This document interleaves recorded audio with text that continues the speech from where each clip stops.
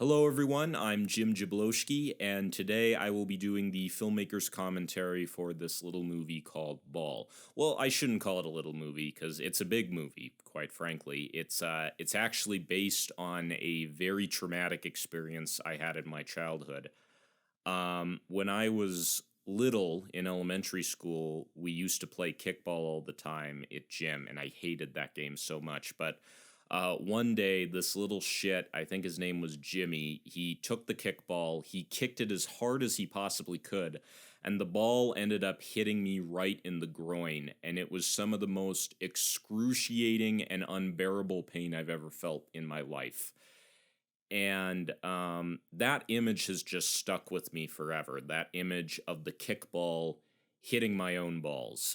So I guess you could say that balls have been on my mind 24/7. And yes, you can laugh at that. That is a little bit of comic relief I threw in. Now, granted, this is not a comedy, and I'm not a comedian. I don't like being put in a little box like that. But of course, all great tragedies such as this need a little bit of comic relief, as the great William Shakespeare himself recognized. So this film is me really facing that trauma head on by facing the ball that you see on screen here. Now, I get asked a lot of questions about this movie. One of the big ones is, why doesn't it have a soundtrack? That's actually an interesting story. I intended Hit Me Baby One More Time to be playing in the background of this film, as a reference to the fact that the kickball had to go and hit me baby one more time. But Ms. Spears' representatives actually ended up kicking down my door when they heard about it. They held me at gunpoint, and then they took my hard drive and they just smashed it with their boots, which I think was a little rude because that was the only thing that could hold the film's 64K resolution. Which I think, of course, 64K is the only way to view cinema, but that goes without saying. So I was forced to reanimate the film in 48K, which still looks beautiful, if I do say so myself, but I do think the film would have benefited greatly from being in 64K instead. But I guess that's just a theory. A game theory. That was another little bit of comic relief. Again, I'm not a comedian, but that was a little Easter egg. It's referencing a show that was very popular when I was growing up, for some of you younger audience members who might not know about it. The other question I get asked a lot is, why is the ball red? That goes back to another family trauma we went through involving my cousin. We had a big extended family get together, and we were all in the kitchen.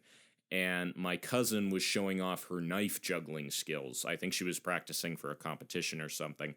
Anyway, she accidentally dropped one of the knives she was juggling, and it ended up cutting off her toe.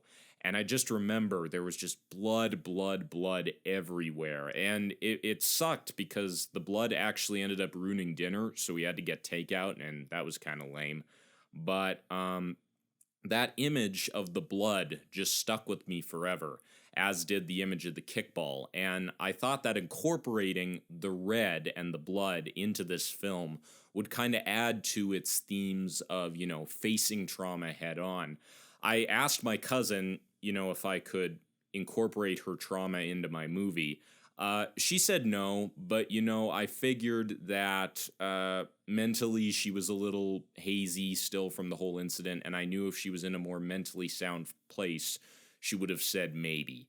And I didn't want to answer for her, but I couldn't wait for her either because these things take so long to make. So I did the old better to ask for forgiveness, not permission routine. But I do think that traumatic events like that need to be addressed in cinema.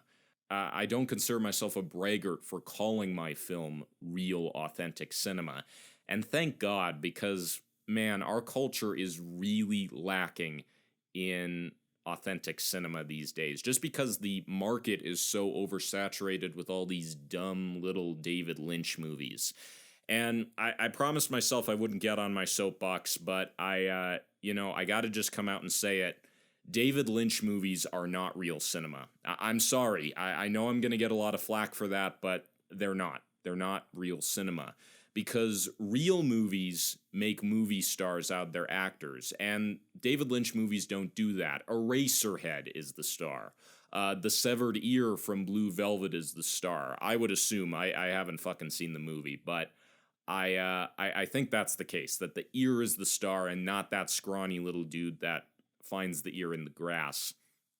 And moreover, David Lynch movies are present a very harmful, sanitized view of reality because they show people talking in the movies, and people don't talk to each other in real life. I'll give you an example. I'm a barista on my day job, and I have this gorgeous coworker who I am convinced is the love of my life. I know she's the love of my life. Yet, she will not talk to me. This has been going on for 5 years now. No matter what I do, no matter what I say, she will not talk to me. She actually, a couple weeks ago, she blocked me with her phone, which I again, I think is pretty rude. But, people don't like to hear that, but that's real life. People don't talk to you. They block you. They file restraining orders. She did that too. Again, rude. But again, that's real life, and David Lynch movies don't have the balls to face real life because they're just comfort food. By the way, I'm sorry if the audio quality's a little rough. I'm actually recording this in prison right now, believe it or not. That's because my First Amendment rights were directly attacked, and I was censored wrongfully for my controversial performance piece that I did in the park. I'm a performance artist as well, for those of you who don't know. And I did a performance piece recently in the park called Why It's Not Okay to Shoot People in the Fucking Face. What I did was I stood in the middle of the park completely naked, and I put a marker and a knife in front of me. And I just allowed people to do whatever they wanted to me. They could take the marker and draw on me. They could take the knife and cut me, they could punch me, they could kick me, they could do whatever they wanted. But no matter what they chose to do, I would take out a gun and I would, as the name implies, I would shoot them in the fucking face.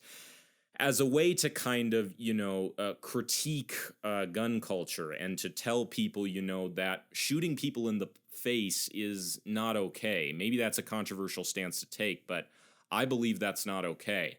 And I really wanted to show that.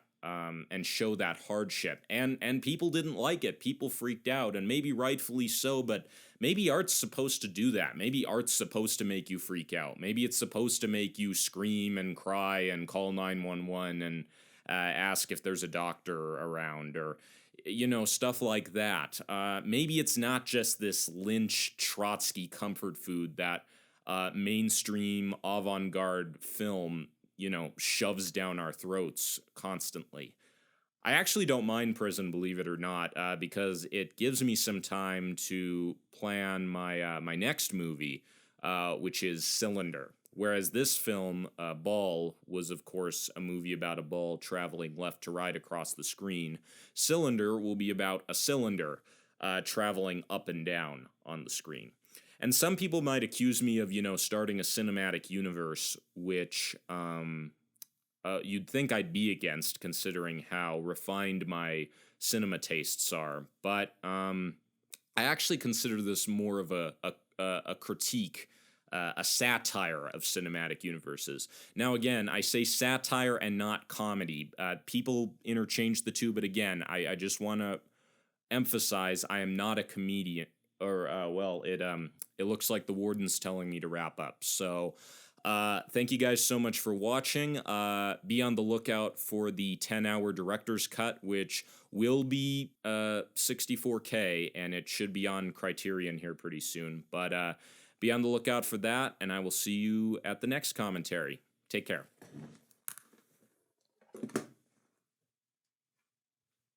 Hey, my cell's still out of toilet paper.